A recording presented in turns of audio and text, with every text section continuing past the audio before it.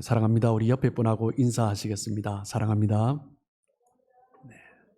네, 오랜만에 또 얼굴 뵙는 분도 계시고 한데, 사랑합니다.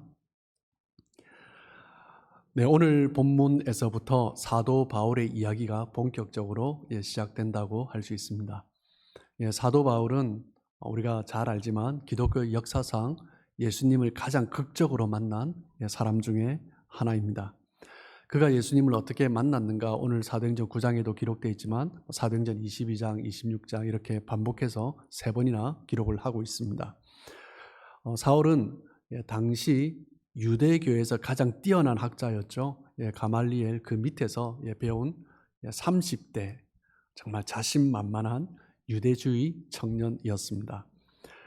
당시 유대인들은 이스라엘 나라를 그 로마의 권력에서부터 해방시켜줄 그런 힘 있는 메시아를 기다리고 있었습니다.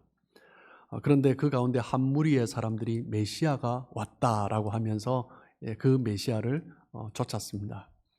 그 메시아가 누구냐면 얼마 전에 십자가에 못 박혀 죽은 나사렛 출신의 시골뜨기 출신의 목수였습니다.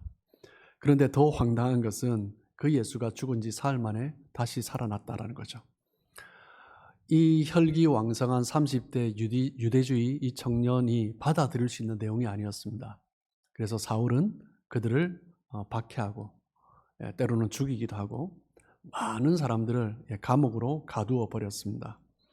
급기야 우리가 함께 나누었지만 스데반을 죽이는데 주동자 중에 한 사람으로 그렇게 사용되었죠. 오늘 본문 9장 1절, 2절 말씀을 보시면 사울이 주의 제자들에 대하여 여전히 위협과 살기가 등등하여 대제사장에게 가서 다메섹 여러 회당에 가져갈 공문을 청하니 이는 만일 그 도를 따르는 사람을 만나면 남녀를 막론하고 결박하여 예루살렘으로 잡아오려 함이라. 예루살렘에서 그 수많은 사람들을 박해하고 그리고 감옥에 다 잡아놓고 그리고 그 사람들을 다 흩어버렸어요. 예루살렘의 교회가 완전히 문을 닫아버렸죠. 그것에도 분이 차지 않아서 도망간 사람들을 잡으러 가는 것입니다. 다메섹은 지금도 시리아의 수도죠. 당시 아수르의 성읍으로 예루살렘에서 북쪽으로 약 240km 정도 떨어진 곳에 있습니다. 그것으로 가려면 광야길을 가야 되는 거죠. 그 험한 길을 가서 그것도 차도 없는데 걸어서 또 마차를 타고 험한 길을 일주일을 가야 됩니다. 무엇을 하러요? 잡으러 가는 거죠. 그곳에서 사람을 잡아서 오기 위해서 가고 있었습니다. 다메섹에 거의 도착할 무렵에 사울에게 어떤 놀라운 일이 일어나죠. 9장 3절입니다. 사울이 길을 가다가 다메섹에 가까이 이르더니 호련히 하늘로부터 빛이 그를 둘러 비추는지라. 갑자기 하늘에서 강렬한 빛이 그를 둘러 비추었습니다.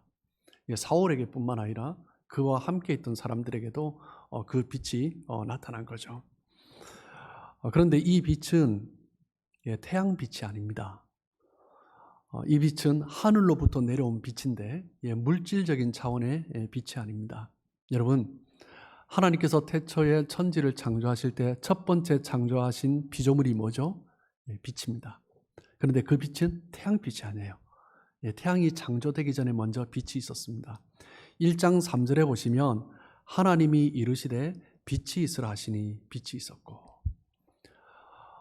그런데 하나님께서 이 빛을 창조하실 때 그 당시에 그 상태는, 세상은 어떤 상태였습니까? 1장 2절에 보시면 땅이 혼돈하고 공허하며 흑암이 깊음 위에 있고 하나님의 영은 수면 위에 운행하시니라. 혼돈하고 공허하고 흑암이 가득한 그런 세상이었습니다. 여기서 혼돈이라는 말은 카오스죠. 무질서한 상태입니다. 질서란 것은 전혀 없는, 아무런 형태가 없는, 생명이라는 것은 아무것도 없는 상태, 그 상태가 혼돈, 카오스의 상태입니다. 혼돈하고 공허했습니다. 공허했다는 이야기는 뭐예요? 텅 비어있다는 거죠. 여러분, 아무것도 없고 무질서하고 생명도 없는 그 상태, 그 상태를 뭐라고 해요? 흑암이라고 하는 것입니다. 여기서 말하는 흑암은 단순히 어두운 상태가 아니에요. 생명도 없고 무질서하고 아무것도 예측할 수 없는 상태. 그 상태가 바로 흑암입니다. 그 흑암 가운데 하나님이 빛을 창조하신 것입니다. 이 빛은 태양과 같은 빛이 아니에요. 태양이 만들어지기 전에 첫 번째 피조물로 빛을 창조하셨습니다. 여러분, 이 빛은요, 모든 것의 출발점입니다. 모든 생명의 출발이 하나님이 첫째 날 창조하신 빛입니다. 이 빛은 물질적인 차원이 아니에요. 생명의 빛입니다. 하나님의 임재를 상징하는 빛입니다. 태초에 하나님이 창조하신 빛은 이제 이 세상에 하나님이 임재하셨다라는 거죠. 하나님이 만드신 그 빛, 또 빛으로 임재하신 그 하나님으로 말미암아 이 세상에 하나님의 그러한 역사가 시작된 것입니다. 혼돈의 상태, 공허한 상태, 카오스의 상태, 그 흑암의 상태에 하나님이 내려오신 것입니다. 그 빛이 없었다면 이 세상은 아무것도 할 수 없는 상태죠. 아무것도 컨트롤할 수 없고 생명이라는 것은 추워도 찾아볼 수 없는 그 상태인 것입니다. 다메섹 도상에서 사울에게 빛이 임했습니다. 이 빛은요, 태양빛이 아닙니다. 물질적인 차원의 빛이 아니에요. 태초에 하나님이 천지를 창조하실 때 첫째 날 창조하셨던 그 빛입니다. 생명을 가져오는 빛, 하나님의 임재를 상징하는 빛, 그 빛이죠. 그 빛 가운데 소리가 들렸습니다. 사도행전 9장 4절입니다. 땅에 엎드려져 들음에 소리가 있어 이르시되 사울아 사울아 네가 어찌하여 나를 박해하느냐 하시거늘. 깜짝 놀랐습니다. 아무것도 보이지 않는 상태에서 소리가 들리는 거죠. 그래서 사울이 누구신지 묻습니다. 9장 5절입니다. 대답하여되 주여 누구시니까 이르시되 나는 네가 박해하는 예수라. 지금 사울은 예수의 돌을 쫓는 사람들을 잡으러 가고 있었어요. 이미 잡아서 결박하고 죽이기도 하고 감옥에 쳐넣고 많은 사람들을 흩어버렸는데 이제 그 사람들을 잡으러 가고 있었던 것입니다. 그런데 그 예수의 돌을 따르는 사람을 잡으러 가고 있었는데 나는 네가 박해하는 예수라라고 말씀하시는 거죠. 여러분, 이 말을 들은 사울의 심정이 어떻겠습니까? 얼마나 놀랍고 두려웠을까요? 아무것도 보이지 않는 그 빛 가운데 마치 하나님께서 태초에 천지를 창조하시기 전에 그 혼돈의 상태, 공허의 상태, 흑암의 상태, 정말 그처럼 사울의 마음이 정말 암담했을 것입니다. 이단적인 잘못된 메시아 사상을 가지고 있다고 생각을 하고 그 사람들을 잡으러 가고 있었는데 그 예수가 나타나신 거죠. 그 메시아 되신 예수를 자기가 핍박하고 있었다라는 것을 깨닫기 시작하는 순간입니다. 사울이 땅바닥에 엎드러져 있을 때 주님의 음성이 다시 들립니다. 9장 6절입니다. 너는 일어나 시내로 들어가라. 네가 행할 것을 내게 이를 자가 있느니라 하시니. 9장 7절에 보면 사울이 주의 음성을 들었을 때 옆에 있던 사람들도 함께 그 음성을 듣고 서 있었습니다. 그리고 난 다음에 그 빛이 사라지고 더 이상 그 음성이 들리지 않았죠. 그러나 사울에게 비춰진 그 빛이 너무나 강렬했기 때문에 그 빛이 사라진 이후에도 사울은 여전히 보지 못했습니다. 그런데 주변 사람들은요, 주변 사람들의 손에 끌려서 사울이 다메섹으로 들어갔어요. 그 말은 뭐예요? 사울은 보지 못했지만 사울 주변에 있던 사람들은 여전히 볼 수 있었어요. 무엇 때문입니까? 그 강렬한 빛이 임했는데 그 빛은요, 사울에게 임했기 때문입니다. 같은 장소에 있었지만 사울에게 임한 빛은 사울을 감쌌고 사울에게 새로운 시작을 나타내었지만 한 장소에 있었지만 나와 상관이 없는 사람은 아무런 영향을 받지 않은 것입니다. 9장 8절 9절입니다. 사울이 땅에서 일어나 눈은 떴으나 아무것도 보지 못하고 사람의 손에 끌려 다메섹으로 들어가서 사흘 동안 보지 못하고 먹지도 마시지도 아니하리라. 다메섹에 들어가서 사흘 동안 보지 못했습니다. 못한 거죠. 그런데 먹지도 마시지도 아니했습니다. 못 본다고 못 먹나요? 못 마시나요? 할 수 있죠. 그런데 지금 사울의 마음 상태를 보여주는 것입니다.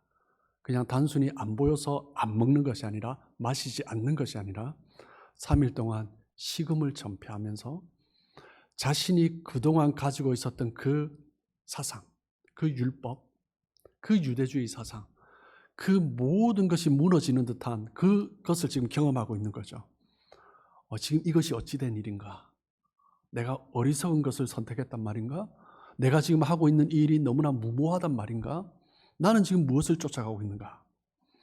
나사렛 예수가 그 메시아라는 사실을, 하나님의 아들이라는 사실을 깨닫고 난 이후에 사울은 자기 자신이 지금 가고 있는 이 길, 그동안 자기가 핍박하고 잡아 가두고 죽이고 했던 그 모든 일들이 생각나면서 지금 무슨 일을 하고 있었냐라는 거죠. 다음 주에 함께 나누겠지만 사울은 아나니아를 만난 이후에 안수를 받고 눈에 비늘이 벗겨지죠. 그런 다음에 세례를 받습니다. 그리고 사울은 사도 바울로 하나님 앞에 쓰임 받으면서 정말 극적인 이방인들을 위한 그런 사도로 쓰임 받을 뿐만 아니라 신약 성경을 13권이나 기록한 그런 놀라운 인물로 쓰임 받게 됩니다. 사울과 같이 이렇게 놀랍게 쓰임 받은 사람이 없을 겁니다. 그런데 오늘 본문에서 우리 다시 한번 보시면 사울이 예수님을 만날 때 왜 이런 일이 일어났을까? 질문이 떠오릅니다. 왜 아무것도 보지 못하게 하셨을까? 구약에서도 많은 사람들이 하나님을 만났는데, 그리고 제자들을 부를 때 나를 따르라 하시고 그냥 만나며 제자들이 또 따랐는데, 왜 사울에게는 사흘 동안 아무것도 보지 못하게 하신 상태에서 그를 부르셨을까? 라는 질문을 하게 됩니다. 사도행전 1장 4절에 보시면 사도와 함께 모이사 그들에게 분부하여 이르시되 예루살렘을 떠나지 말고 내게서 들은 바 아버지께서 약속하신 것을 기다리라. 예수님께서 제자들에게 이 말씀을 하신 이유는 무엇입니까? 예수님의 이 말씀은 제자들이 성령을 받기 전에는 예수님을 누군지 온전히 알지 못하기 때문입니다. 제자들이 성령을 받고 난 이후에 예수님을 깨달았습니다. 성령을 받기 전에는 3년 동안 예수님을 따라다니면서 예수님을 알았습니다. 그렇지만 예수님이 십자가에 못 박히러 가는 그 순간 다 도망가 버렸어요. 무엇 때문에요? 예수님을 알았지만 예수님을 온전히 알지 못했기 때문입니다. 예수님의 죽으심으로 도망갔던 그 제자들, 두려워하며 떨었던 그 제자들, 예수님이 부활하신 후에 다시 소망을 갖죠. 그런데 또 예수님이 또 승천하셔서 가버리셨습니다. 그들에게 필요한 것은 무엇입니까? 이제 흔들리지 않는 확신이 필요한 거죠. 예수님이 곁에 있을 때 이끌어 주시는 예수님이 아니라 예수님이 없어도 내 안에 예수님이 있으면 되는 것입니다. 그들이 만약에 함께 모여서 기도하지 않고 예수님이 십자가에 못 박히러 가셨을 때 다 흩어져 버렸던 것처럼 예수님이 승천하신 이후에도 다 흩어져 버렸다면 그들은 여전히 유대인들의 그 위협에 두려워 떨면서 아무것도 하지 못한 채 살아갔을 것입니다. 그러나 그들이 예루살렘을 떠나지 않고 함께 모여 기도했을 때 성령의 임하심을 경험한 거죠. 여러분, 성령이 임하시면 달라지는 것이 있습니다. 이제 성령께서 우리의 삶을 압도하시는 거죠. 성령께서 우리의 삶을 사로잡으면 우리는 뭐가 보여요? 세상은 간 곳 없고 오직 주님만 보이는 것입니다. 성령께서 우리에게 임하시는 목적은 단 한 가지입니다. 예수님께 초점을 맞추게 하시는 것입니다. 그 위의 것은 더 이상 중요한 것이 아닙니다. 오순절날 사도행전 2장에서 성령이 강림하셨을 때 일어난 일은 단 한 가지입니다. 예수님이 어떤 분인가? 예수님이 가르쳐 주신 것이 무엇인가? 그것을 다시 깨닫게 하고 그 확신을 가지고 살아가게 하는 거죠. 그리스도가 중요해지는 것입니다. 이제 그리스도에게 모든 초점을 맞추며 살아가는 거죠. 그렇기 때문에 성령을 받고 난 이후에 제자들의 삶은요, 무슨 일을 하든지 그리스도를 드러내는 데 초점을 맞추었습니다. 성령 충만한 것은 다른 말로 그리스도로 충만한 것입니다. 성령 충만함을 우리가 구하죠. 성령 충만함을 구하는 목적이 여러 가지 있을 수도 있습니다. 그런데 다른 모든 것들은 부수적인 것입니다. 이것이 빠지면 다 잘못된 것입니다. 무엇입니까? 그리스도로 충만해지는 것입니다. 그리스도 없이 구하는 다른 모든 것들은요, 그냥 부수적인 것이고, 그리스도가 없이 찾은 것은요, 다 헛된 것들입니다. 성령께서 오신 궁극적인 목적은 단 한 가지입니다. 그리스도로 우리의 삶에 초점을 맞추게 하시는 거죠. 방법은 다르지만 사울에게도 동일한 일이 일어나고 있는 것입니다. 사울의 눈을 가르신 이유는 무엇입니까? 그리스도께 초점을 맞추게 하기 위한 거죠. 그런데 지금 사울의 상태가 어때요? 그 들끓는 분노와 흥분 가운데서 사람들을 잡으러 가고 있는 것입니다. 그렇기 때문에 가리워야 했던 것입니다. 못 보게 했던 것입니다. 그 유대주의 사상 가운데 율법에 강력하게 사로잡혀 있었던 사람이기 때문에 그것을 캄다운 시키기 위해서 3일간 아무것도 못하게 하신 것입니다. 무엇을 바라보도록요? 그리스도를 바라보도록. 예수님이 어떤 분인지 경험을 하고 그 예수님이 어떤 분인지 확신하면 더 이상 세상 어떤 것에서도 흔들리지 않을 수 있습니다. 사울의 눈을 가리신 이유는 무엇 때문이라고요? 단 한 가지. 예수 그리스도께 초점을 맞추도록 하기 위한 것입니다. 예수님이 그 안에 계신 사람은, 예수님이 그 안에 거하고 있는 사람은 그 안에 엄청난 힘이 있는 거죠. 흔들리지 않는 힘이 있는 것입니다. 제가 예전에 섬겼던 이제 청년부 사역을 할 때 섬겼던 한 청년이 그런 고백을 했습니다. 고등학교 때 한번 엄청 맞은 적이 있대요. 그것도 친구들한테. 예수 믿는 이야기를 하다가 한 친구가 그만해라고. 그래서 예수를 믿는 걸 했는데 그냥 처음에는 장난조로 시비조로 툭툭 쳤어요. 그래도 이 친구는 가만히 있었어요. 그러다가 이제 가만히 있으니까 또 친 거죠. 그러다가 옆에 있는 친구도 툭 치고. 그러니까 툭툭 치던 것이 나중에 폭력이 되어버린 것입니다. 몇 명이 그렇게 이 아이를 때렸어요. 그냥 가만히 있었습니다. 그런 다음에 다른 친구들이 얘는 뭐가 있구나 라는 생각을 하게 된 거죠. 그러면서 다른 친구들이 나 교회 가도 되냐고 그냥 와서 이제 조용히 이야기하는 거예요. 그런 친구들이 한 친구 생기는 것입니다.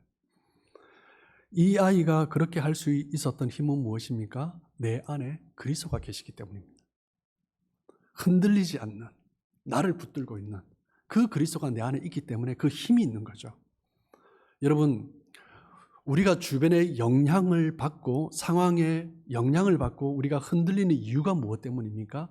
내 안에 확신이 없기 때문입니다. 내 심지가 견고하지 않으면 흔들릴 수밖에 없는 거죠. 내 안에 주변의 상황을 이길 만한 능력이 없기 때문입니다. 그러면 흔들리는 것입니다. 어떤 사람이 주변의 상황에 영향을 받지 않고 흔들리지 않고 바로 서 있을 수 있습니까? 예수님께 초점을 맞추고 그 예수님을 경험하고 그 예수님이 내 안에 있는 사람. 그 사람은 흔들리지 않는 것입니다. 사도행전을 보면 제자들, 사도들의 이야기가 있습니다. 어떤 이야기예요? 핍박과 고난 가운데, 유대 공동체 안에서 그리고 밖에서 그 가운데서도 흔들리지 않고 복음을 전하는 사람들의 모습. 그것이 사도행전의 이야기입니다. 무엇 때문에 이 사람들이 그렇게 담대했습니까? 예수님께 초점을 맞추고 그 예수님이 내 안에 있었기 때문입니다. 다시 같은 질문을 드리겠습니다. 왜 예수님께서 사울의 눈을 가리워 주셨습니까? 무엇 때문에요? 사울은 증인의 삶을 살아야 하기 때문입니다. 예수님의 증인으로 살아간다는 것은요, 아무도 자기의 말에 귀 기울여 주지 않습니다. 오히려 박해하죠. 아무도 자기 자신을 존중해 주지 않습니다. 무시하고 오히려 더 고난 가운데 내던지는 것입니다. 사람들이 귀 기울여 들어주지 않는 상황에서 증거를 한다는 것은요, 웬만한 확신으로 되지 않는 것입니다. 그렇기 때문에 사울의 눈을 가리우시고 예수님이 누군지 4월 동안 자신의 인생을 돌아보고 자기가 알고 있는 모든 성경 지식을 다시 되뇌이면서 그 하나님을, 그 메시아를 다시 생각하는 것입니다. 그 안에서 내가 만난 예수님이 어떤 분인지 다시 한번 돌아보는 거죠. 그 확신이 있을 때 증인으로서 살아갈 수 있는 것입니다. 여러분, 오늘날 세상의 특징이 무엇입니까? 요즘 세상을 정보화 시대다, 정보화의 시대가 아니라 요즘은요, 지식과 정보가 넘쳐나는 시대입니다. 너무나 많습니다. 그런데 이 많은 지식 가운데 내가 생명을 걸 만한 지식이 있는가? 우리는 그것을 찾아봐야 합니다. 정말 지식이 풍요한 시대입니다. 그렇기 때문에 요즘은 어떤 영역이든지 전문가들이 굉장히 힘들어하는 시대입니다. 의사들이 하는 말이 환자가 찾아와도 이미 그 병에 대해서 정보를 다 가지고 온대요. 인터넷에 다 찾아보고 책도 다 찾아보고 왜 아픈지, 왜 가정이 어떨지, 그리고 결과가 어떨지 다 환자들이 얘기하고 있는 거예요. 그래서 가만히 듣는 경우가 많대요. 그런 환자가 오면 의사들이 피곤하죠. 요즘 목회도 많이 힘들어졌습니다. 성도들이, 평신도들이 신학을 공부한 평신도도 있고요. 성경 공부도 많이 하고 인터넷에서 이것저것 다 찾아봅니다. 웬만한 신학적 지식, 정보들을 다 가지고 있습니다. 그런데 문제는 그 많은 정보들 가운데, 그 많은 지식들 가운데 내가 생명을 걸 수 있는 것이 있냐라는 것입니다. 여러분, 누가 행복한 사람입니까? 진리에 대한 확신, 흔들리지 않는 확신, 생명을 걸 수 있는 그 진리를 가지고 있는 사람, 그 사람보다 행복한 사람은 없는 것입니다. 누가 그런 사람이에요? 그리스도를 만난 사람이죠. 베드로와 요한은 성전에 올라가면서 못 걷는 사람, 안전뱅이를 만났습니다. 그에게 선포하죠. 사도행전 3장 6절입니다. 은과 금은 내게 없거니와 내게 있는 것을 내게 주노니 나사렛 예수 그리스도의 이름으로 일어나 걸으라. 나사렛 예수 그리스도의 이름. 이렇게 베드로와 요한이, 제자들이 담대하게 선포할 수 있었던 이유는 무엇 때문입니까? 내 안에 그리스도가 계시기 때문이죠. 그런데 이들은 3년 동안이나 예수님을 따라다녔던 사람들이에요. 그런데 예수님께서 직접 가서 해보라라고 실습을 보내신 그때 외에는 스스로 이렇게 해본 적이 없습니다. 뭐 때문에요? 확신이 없었기 때문이죠. 그런데 성령을 만나고 난 이후에 이들이 변화된 것입니다. 성령께서 임재하시고 성령께서 내 안에 계시기 시작하면서, 그리고 내가 그리스도가 누군지 초점을 맞추기 시작한 거죠. 예전에는 지금처럼 성경에 관한 책이 많지 않았습니다. 믿음의 선조들은 우리처럼 성경 공부를 많이 하지 않았습니다. 그런데 그들은 복음에 대한 확신이 있었습니다. 예수에 대한 확신이 있었습니다. 천국에 대한 확신이 있었습니다. 요즘은 참 성경 공부도 많이 합니다. 큐티도 많이 하시고. 그런데 왜 예전에 신앙인들처럼 요즘 신앙인들이 그렇게 힘이 없다고 해요? 무엇 때문입니까? 그 마음에 확신이 없기 때문입니다. 내 많은 지식, 내 많은 정보 중요하지 않습니다. 중요한 것은 무엇입니까? 예수님과의 깊은 인격적인 만남. 예수님이 어떤 분인가? 그분을 깊이 생각해보고 그분을 내가 깊이 만나보는 그 경험이 없는 거죠. 성경에 대해서 잘 몰라도 조그만 그 지식을 가지고 예수님을 깊이 묵상하는 것입니다. 그러면 그 예수님이 내 안에서 강력하게 역사하는 거죠. 그런데 이 정보 찾아보고 저 정보 찾아보고 이 책 찾아보고 하지만 그 수많은 잡다한 지식들이 나에게 능력이 되지 않는 거예요. 왜요? 내가 인격적으로 예수님을 깊이 만나보지 않았기 때문입니다. 엘라 골짜기에서 블레셋의 군사들이 약 40일간 이스라엘 군사들과 진영을 이루면서 서로 마주하고 있었습니다. 그때 블레셋 군사들이 이스라엘의 하나님 여호와의 이름을 모독합니다. 이스라엘 군사들은 두려워 떨었습니다. 무엇 때문에요? 너무나 거대한 장수가 있거든요. 크시고 강하신 여호와 하나님의 이름을 믿었지만 그들은 동시에 크고 강한 적의 장수를 보고 있는 것입니다. 그렇기 때문에 나가지 못하는 것입니다. 블레셋 장수가 하나님의 이름을 모욕하는 것을 형들의 도시락을 가지고 온 다윗도 들었습니다. 다윗은 그 모욕하는 소리를 듣자마자 담대하게 나아갑니다. 사무엘상 17장 45절입니다. 다윗이 블레셋 사람에게 이르되 너는 칼과 창과 단창으로 내게 나아오거니와 나는 만군의 여호와의 이름 곧 내가 모욕하는 이스라엘 군대의 하나님의 이름으로 내게 나아가노라. 다윗이 본 것이 뭐예요? 하나님을 본 거예요. 여호와 하나님의 이름만을 의지한 거예요. 눈앞에 거대한 장수가 있지만 보지 않은 거예요. 하나님만 본 것입니다. 여러분, 예수님을 믿는다라는 것은 예수님께만 초점을 맞추는 것입니다. 예수님도 보고 다른 것도 보니까 다른 것을 너무 크게 보니까 우리가 믿음으로 나가지 못하는 거예요. 예수님께서 사울의 눈을 가리신 이유는 온전히 예수님께만 초점을 맞추도록 하기 위한 것입니다. 여러분, 우리의 신앙생활은요, 초점을 맞추는 것입니다. 나는 정말 예수님께 초점을 맞추고 있는가?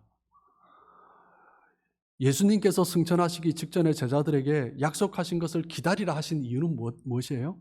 예수를 믿어도 3년 동안 예수님을 따라다니는 그 제자들이라 할지라도 예수님을 깊이 만나고 그 확신 가운데 예수님께 초점을 맞추지 못하면 그냥 다 쓰러지기 때문입니다. 그냥 흔들리고 다 도망가 버리는 거죠. 성령을 경험해야지, 성령의 임하심을 경험해야지 예수님께만 온전히 초점을 맞추고 그 예수님이 나 안에서 힘이 되는, 파워가 되는 것입니다. 신앙생활을 하다 보면 신앙의 초점이 흐려질 때가 있습니다. 신앙의 초점이 흐려지면 불필요한 곳에 에너지를 쏟습니다. 왜 사람들이 그 허무한 것에 시간을 낭비하고 그 안 해도 되는 그런 말을 하면서 관계 때문에 힘들어하고 왜 그렇게 살아갑니까? 왜 내가 살아가는지, 나는 지금 무엇을 위해서 살아가고 있는지 그것에 대한 뚜렷한 답을 붙들고 있지 못하기 때문입니다. 그렇게 하면요, 그냥 허무한 데 시간을 다 보내요. 그냥 쓸데없는 마음을 다 쏟아버립니다. 에너지를 쏟아버립니다. 왜 사는지 뚜렷한 답을 얻지 못하면요, 그냥 그 인생은 방황할 수밖에 없습니다.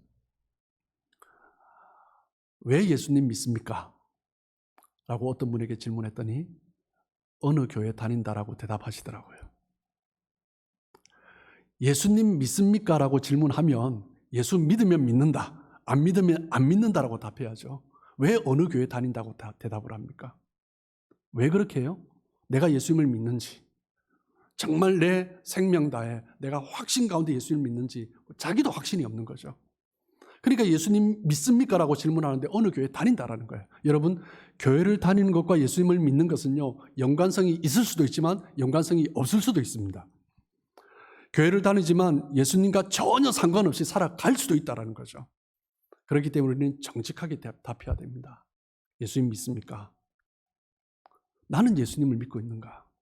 나는 예수님께 초점을 맞추고 있는가? 예수님이 내 안에 힘으로 능력으로 계시는가? 우리는 그것에 대해서 정직하게 고백할 수 있어야 됩니다. 사도행전의 이야기는 증인들의 이야기입니다. 증인의 역할은 무엇이에요? 본 것을 말하는 사람입니다. 그런데 내가 본 것이 명확하지 않으면요, 말을 명확하게 하지 못합니다. 그럴 수도 있고 저럴 수도 있고. 그러면 법정에서도요, 증거의 효력이 없습니다. 증인은요, 판사 앞에서 변호사 앞이든 검사 앞이든 내가 본 것은 명확하게 말해야 됩니다. 누가 물어봐도 명확하게 말을 해야 됩니다. 여기에서는 이 말하고 저기에서는 저 말하고. 그렇게 해서는 증인이 될 수가 없는 것입니다. 멋진 인생을 살아가는 사람들의 공통점은 무엇입니까? 분명한 것을 붙들고 있는 거죠. 자신의 삶을 바칠 만한, 자신의 생명을 걸 만한 그 진리를, 그 명제를 붙들고 있는 것입니다. 내 목숨을 내놓을 만한 가치를 발견했기 때문에 이 사람들은 그 가운데 흥분이 있는 거죠. 시시한 것에 흔들리지 않습니다. 시시한 것에 에너지를 쏟을 필요가 없는 거죠. 복음을 경험하고 성령을 경험하고 예수님을 믿고 있다라는 것은요, 내 생명을 걸만한 것을 찾았다라는 이야기입니다. 그런 사람은 시시한데 그렇게 시간 보내지 않습니다. 시시한데 마음을, 에너지를 그렇게 쏟지 않는 거죠. 더 이상 다른 것에 눈 돌리지 않습니다. 뭐 이것 때문에 저것 때문에 흔들리고 뭐 이 말하고 저 말하고 그렇게 하지 않습니다. 여러분, 이 세상에는 좋은 것이 너무나 많습니다. 아무리 좋은 것이라도 영원한 생명과 영원한 삶과 직결된 것이 아니라면 다 헛된 것입니다. 우리의 인생 가운데요, 영원한 생명, 그 영생과 직결된 것 외에 다른 것은 중요한 것이 없습니다. 영원한 생명과 직결된 것을 만나면 다른 것에 그렇게 휘둘리지 않습니다. 다른 것 때문에 이 말하고 저 말하고, 여기서는 이 말하지만 저기서 저 말하고. 여러분, 그런 것을 어떻게 찾을 수 있습니까? 언제 찾을 수 있습니까? 답은 하나입니다. 예수님을 만나는 것입니다. 예수님을 만날 때 그것을 찾은 거예요. 예수님을 만날 때 예수님을 온전히 경험하면 그 경험이 내 삶의 가장 강력한 힘이 되는 것입니다. 주님을 만나기 위해서는 기다려야 합니다. 제자들은 예루살렘을 떠나지 말고 함께 기도하면서 기다렸습니다. 그때 성령을 경험한 거죠. 사울은 자신의 길을 가다가 멈췄습니다. 그냥 할 수 없이 멈췄지만 멈췄어요. 3일을 멈췄습니다. 아무것도 보지 못한 채. 하나님을 만나기 위한 그 시간은요, 낭비가 아닙니다. 그것은 거룩한 낭비입니다. 그것은 해야 됩니다. 그 거룩한 낭비를 해보지 않은 사람은요, 하나님 안에서 깊은 만남을 체험하지 못한 것입니다. 다른 것을 다 내려놓고, 내가 중요하게 생각하고 쫓아갔던 거 다 내려놓고, 그냥 이래도 되나 싶을 정도로 내려놓고 그냥 하나님께만 집중하는 것입니다. 하나님을 만나기 위해, 예수님을 만나기 위해 머물러 있는 시간이 없다면, 아무리 이 세상을 살아가면서 많은 것을 붙들고 있고 세상 사람들이 볼 때도 저 사람은 성공했다고 말을 한다 할지라도 그 하나님과의 만남 없이, 깊은 만남 없이 살아가고 있다면 나중에는 하나님 앞에서 아무것도 남는 것이 없는 허무한 인생이 될 수 있는 것입니다. 여러분, 우리의 초점은 언제나 주님이십니다. 우리의 신앙의 초점은 언제나 예수 그리스도이십니다. 우리 인생에서 초점을 맞출 것은 그리스도입니다. 그 외의 것은 이래도 되고 저래도 되는 것입니다. 그것은 중요한 것이 아닙니다. 마지막 날 우리가 주님 앞에 설 그때 주님은 물어보실 것입니다. 나의 인생은 그리스도께 초점을 맞추고 살았느냐? 그것만 물어보시는 거죠. 혹시 이 자리에 예수님을 인격적으로 깊이 경험해보지 못한 사람이 있다면 여러분의 눈이 가리워지시길 축복합니다. 가던 길을 멈추시길 축복합니다. 그리고 그 예수님을 만나는 은혜가 있길 주님의 이름으로 축복합니다. 이미 예수님과 인격적인 그 만남을 경험하고 그 예수님이 얼마나 좋으신 분인지 그 구원의 은혜를 경험하고 살아가고 있다면 정말 그 풍성한 은혜 가운데 더욱더 깊이 그 충만한 은혜를 누리시고 또한 그 예수님이 얼마나 좋으신 분인지 증거하며 살아가시는 복된 삶 되시길 축복합니다. 그럴 때 마지막 날 하나님 앞에 서는 그날 정말 기쁨으로 설 수 있는 거죠. 저와 여러분이 모두가 그렇게 하나님 앞에 정말 주님만을 바라보면서 초점 맞추며 살아가는 귀한 삶 되시길 축복합니다.